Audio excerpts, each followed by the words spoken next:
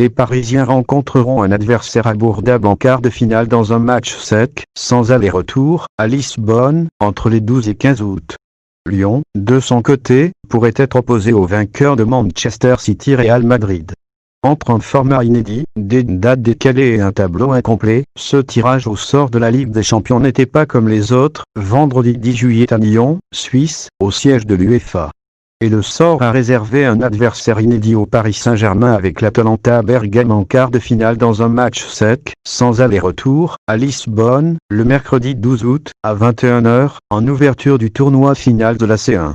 Invité surprise de ce final 8, les Italiens sont, sur le papier, un adversaire plutôt abordable pour des Parisiens habitués à tirer ces dernières années des gros poissons, comme le Real Madrid ou le FC Barcelone. En cas de victoire, le PSG sera opposé au vainqueur du match entre les Allemands de Leipzig et les Espagnols de l'Atlético de Madrid, le 13 août. De quoi entrevoir, peut-être, une première finale de C1 le 23 août prochain pour les Parisiens au stade de la Lue. Une réussite sportive insolente, mais il ne faudra pas sous-estimer son premier adversaire. Pour sa découverte de la plus prestigieuse des compétitions européennes, l'Atalanta réalise des miracles avec un budget plus proche de celui d'un club moyen de Ligue 1 que de ceux de ses rivaux en Ligue des Champions. Troisième de la série à 7 journées de la clôture de la saison, les Lombards vivent une saison très particulière entre une réussite sportive insolente, portée par la meilleure attaque d'Italie avec 85 buts marqués, et un contexte sanitaire dramatique, la ville lombarde étant meurtrie par la crise du coronavirus. Thomas Tuchel, l'entraîneur du PSG, ne s'y trompe pas. C'est un tirage compliqué. L'Atalanta est une équipe qui attaque, qui marque beaucoup de buts. Il y a encore beaucoup de semaines pour se préparer. C'est bien qu'on sache, ça commence maintenant. Il y a de l'excitation. De son côté, Antonio Percassi, le président du club lombard, savoure. C'est quelque chose d'historique pour Bergame. On va jouer contre un adversaire très fort et, pour nous, c'est comme aller à l'école. Pour l'Atalanta, c'est une fierté d'être parmi les 8 derniers. Pour la ville aussi, c'est un motif de fierté. Aussi concerné par ce tirage, l'Olympique lyonnais se prépare à un parcours du combattant.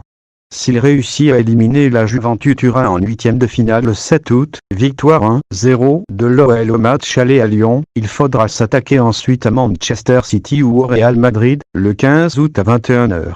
Avantage aux Anglais, qui se sont imposés 2-1 en huitième de finale aller à Madrid.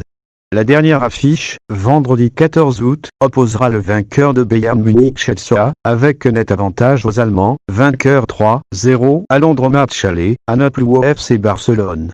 Avec un résultat de 1-1 en Italie, le suspense demeure dans cette opposition.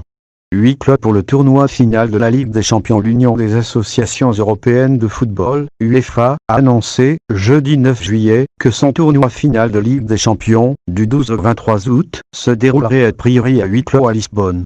L'UEFA ne veut prendre aucun risque face à la recrudescence du coronavirus dans la région de la capitale portugaise.